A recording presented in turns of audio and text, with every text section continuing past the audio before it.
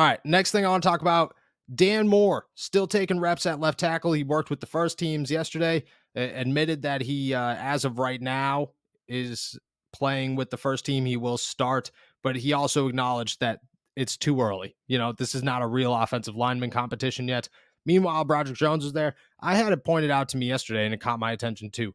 Pat Meyer did not leave Broderick Jones' side all throughout individuals. Did not one time. Just continuously hammered this dude. Broderick said after practice that all he's been doing is hammering the details.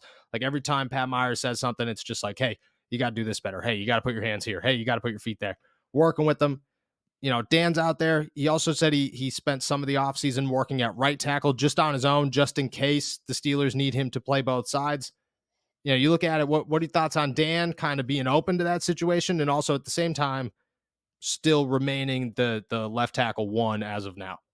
Yeah, I think it was interesting for Dan to say that he was working out at right tackle too. He think framed it Yeah. as if the Steelers need me to play that position, but I think it's also if Dan needs to play that position, if he needs to, Mm-hmm. if he wants to see the field, this is kind of what he has to do.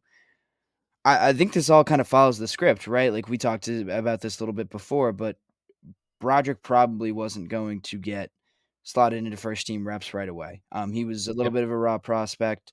He's really good. He's got some talent, but Dan Moore didn't do anything to deserve getting pushed out of that job automatically. So yeah, this kind of follows the script. I still think Broderick eventually becomes a starter. I think there's just too much talent to ignore.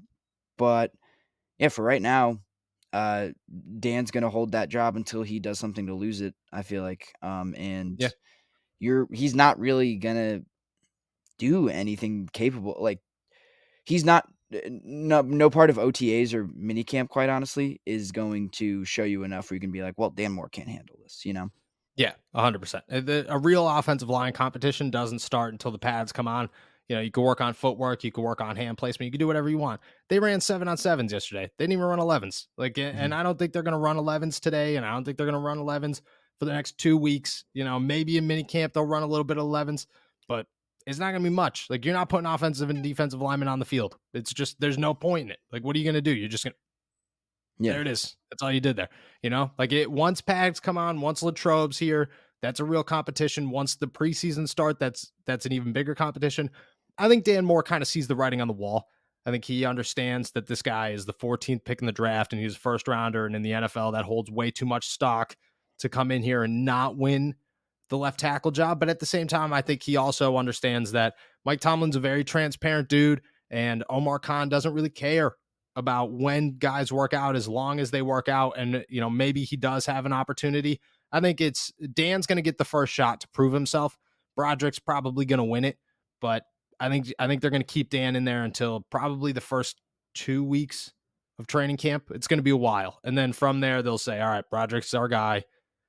We'll see what he has. And then he'll take over. It'll be kind of like the quarterback competition last Yeah. year where it's like, like it's a real competition, but really like it's Mitch Trubisky. It'll start that way. It'll be a real competition. Everybody will split reps, so on and so forth. And then eventually it'll just be like real heavy Broderick Jones, Yeah.